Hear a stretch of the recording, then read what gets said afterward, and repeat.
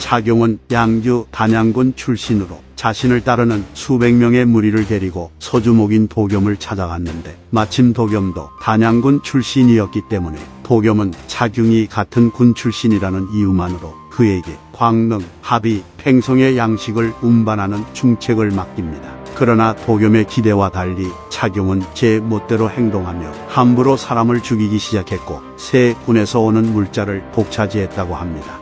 이렇게 엄청난 자산을 축적하게 된 차경은 특이하게도 절을 크게 짓기 시작했는데 구리로 된 사람의 형태를 만들어 황금으로 칠한 뒤 고운 빛깔의 비단옷을 입혔고 구리로 된 쟁반 9개를 겹쳐서 늘어뜨려 놓았으며 아래에는 훌륭한 누각과 각도를 지었는데 3천여 명의 사람을 수용할 수 있을 정도의 크기였습니다. 그리고 모든 사람이 불경을 읽어 공부를 하도록 했고 관할 구역에 명하여 인근 고을의 백성들 중 불교에 귀한 사람들에게는 기타 노역을 없애주도록 하며 불교를 전파했기에 이로 말미암아 먼 곳과 가까운 곳에서 온 사람들의 숫자가 5천여 가구나 되었다고 합니다. 또한 욕부를 할 때마다 술과 밥을 많이 베풀었고 길에 앉을 자리를 펼쳐 놓았는데 그 길이가 수십 리나 되었다고 하며 구경하러 온 백성과 밥을 먹는 사람이 10,000명이나 되었다고 하니 그 비용이 어마어마했을 것으로 추정됩니다. 이처럼 차경은 도겸을 이용하고 속여먹어 엄청난 부와 자신을 따르는 신자들을 가지게 되었으나 조조가 도겸을 공격하여 서주 땅이 혼란스러워지자 곧바로 도겸을 버리고 남녀 수만 명과 말 3,000匹를 데리고 광릉군으로 도망쳤다고 합니다. 이를 봤을 때 도겸은 차경 때문에 수만 명의 인구와 말 3,000匹 이외에도 수많은 물자를 잃어버리게 되었으니 이는 도겸이 조조와의 싸움에서 밀리게 되었던 이유 중 하나가 아니었나 싶습니다. 조옥은 서주의 명사로 차경이 도망쳐온 광릉 지역의 태수였는데 그는 도움이 필요한 사람을 저버리는 사람이 아니었기 때문에 차경을 빈객의 예로 대접하며 그를 받아줍니다. 하지만 차경은 고마워하기는커녕 오히려 광릉의 백성과 재물을 탐했기 때문에 자신을 도와준 조옥을 죽이고 병사들을 풀어 노략질을 일삼았다고 합니다. 이와 같이 정사 삼국지 본전의 기록에는 조옥이 차경을 받아들였다가 뒤통수를 맞아 죽은 것으로 나오지만 사승의 한서의 기록은 정반대인데 사승의 한서에 따르면 조옥은 차경이 무리를 이끌고 군의 경계로 들어오자 병사들을 이끌고 이를 막으려 하다가 전사했다고 합니다.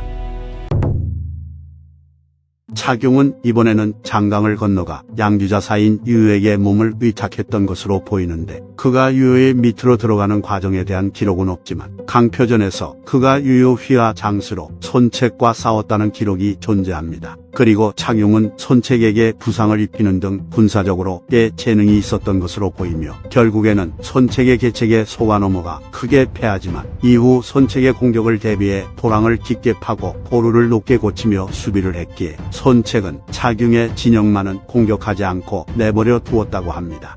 헌재 춘추에 따르면 손책이 파죽지세로 유효의 군대를 모두 격파하자 유효는 팽택으로 물러나 예장지역을 지키려 했는데 당시 예장태수 자리를 놓고 유표가 임명한 제갈련과 조정에서 임명한 주호가 다투고 있었기에 유효는 차경에게 명하여 주호를 도와 제갈련을 공격하라고 합니다. 이에 곁에 있던 허소가 유효에게 차경은 출병하면 명령을 따르지 않을 것이고 그는 명성과 도덕을 중시하는 자가 아닙니다. 주문명은 착하고 진심으로 상대를 대하여 사람을 잘 믿으니 마땅히 은밀히 방비해야 합니다. 라고 조언합니다. 하지만 손책 때문에 정신이 없었던 유효는 딱히 대안이 없어 그대로 차경을 보냈는데 허소의 예상대로 차경은 주호를 함정에 빠뜨려 죽인 뒤 주호의 자리를 차지했다고 합니다. 상황이 이렇게 되자 유효는 매우 분노하며 손책을 뒤로 한 채 군대를 이끌고 진격해 차경을 공격했으나 차경에게 패배해버립니다. 그러나 유효는 포기하지 않고 휘하현에서 병사들을 모집해 다시 차경을 공격하였고 다행히 이 전투에서는 승리를 거둡니다. 그 결과로 차경은 산으로 도망쳤다가 백성들에게 사로잡혀 죽임을 당했고 유효도 차경과의 전투에서 부상을 입었는지 얼마 지나지 않아 병으로 죽었다고 합니다.